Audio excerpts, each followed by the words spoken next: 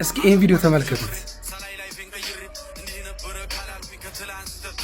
እንግዲህ ወንድማችን ወይም ደግሞ እዚህ ጋር የምታዩት ልጅ በጣም ጆሮውን እየበላው እያሳከከው ነው።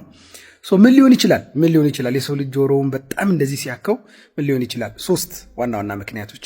በዚሁ ደግሞ ብዙዎቻችሁ ኤሊት የአንገት በላይ ቀዶ ሕክምና ማዕከል የት ነው ብላችሁ ጠይቃችሁኛል።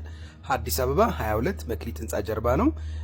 መመዝገብ ደግሞ ከፈለጋችሁ 0979555554 ወይም ደግሞ 0979555553 ወይም ደግሞ 0979555577 በሚለው መመዝገብ ትችላላችሁ። ከዛ እኔ ጋር ቀጠሮ ማስያዝ ትችላላችሁ ማለት ነው። ሶስት ዋና ዋና ምክንያቶች። የመጀመሪያውና ኮመኑ በጣም ብዙ ሰው ላይ የሚታየው ነገር ምንድነው? የጆሮ ኩክ የሌላቸው ወይም ደግሞ በጣም ደረቅ የሆነ የጆሮ ቀዳዳ ወይም ደግሞ ውስጡ ካቪቲው በሚሆንበት ጊዜ ወይም ዜሮ ሲስ እንለዋለን።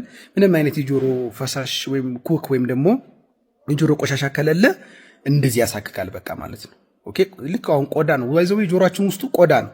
የቆዳችን ቅጣይ ነው ተጣጥፎ ነው የሚገባው ወደ ውስጥና እስከ ታምቡራችን ድረስ የውጭኛው ክፍል ድረስ ማለት ነውና ልክ እንደ ቆዳችን ወዝ ይፈልጋል እና ያ ወዝ ደግሞ በተፈጥሮ መልኩ እንደ ኩኩ ነው። በተወሰነ ሳይበዛ ውስጥ ላይ በሚኖርበት ጊዜ በጣም ጠቃሚ ነው የምንለውም ለዚህ ነው።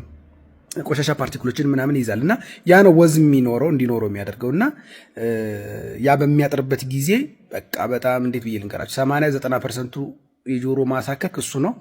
እና ደግሞ አንዴ ማከክ ከጀመራችሁ በቃ በሉት ነው የሚላችሁ እና that's why እሱም እንደዚህ እያከከ ነው ብዬ ማስበው ነው። ከዚህ ካታጎሪ ውስጥ ነው የምከተው። ሁለተኛው ነገር ደግሞና በጣም አስቸጋሪ የሚባለው ኦልሞስት ጆሮአችሁን ነቅላችሁ ጣሉት እስከሚያስብላችሁ ድረስ በቃ ይሄ ቆርጣችሁ ብትጥሉት ደስ የሚል ስሜት ሁሉ እስከሚፈጥር ድረስ የሚያሳክከው ደግሞ ፈንገስ ነው። ስፖሮቹ ላይክ ራፕቸር በሚያደርጉበት ጊዜ በቃ እንዴት ብዬ ልንገራችሁ ከፍተኛው የኔ ማሳከክና በጣም እስኪ ቆስል ድረስ ነው። ከኩት ነው የሚላችሁ ደግሞ ባከካችሁት ቁጥር እየባሰ ነው የሚሄደውና ያው ስፖሮቹም ስለሚበተኑ ማለት ነው። ያ ደግሞ ሪአክሽን ይፈጥራል።